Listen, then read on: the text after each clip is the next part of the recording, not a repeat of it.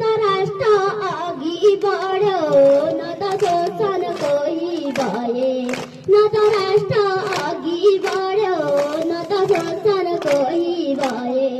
छोरा खोज्न गएकी आमा जुत्ता समय रोइरहे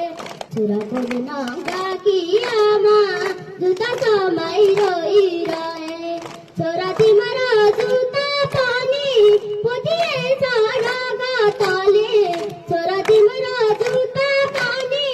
पोतिएछ रगतले तिमीले वरदान त्यागे पनि सम्झिनेछ जगतले तिमीले वरदान त्यागे पनि सम्झिनेछ जगतले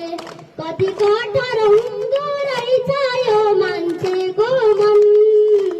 कि ससैयो कि लसैयो खैउनी कहाँ छन् कि ससैयो कि लसैयो खैउनी कहाँ छन्। धन्यवाद। धन्यवाद बुबेले भनेको एकचोटि जोरदार तालीले स्वागत गर्छु बुबेले भनेको। हामी अत्यन्तै भाग्यमानी किन ठान्दैछौँ भने खोटाड गाउँपालिका अझ वडा नम्बर 2 मा रहेको जनजागरण माध्यमिक विद्यालयमा अहिले नयाँ प्रतिभाको खोजी कार्यक्रम मार्फत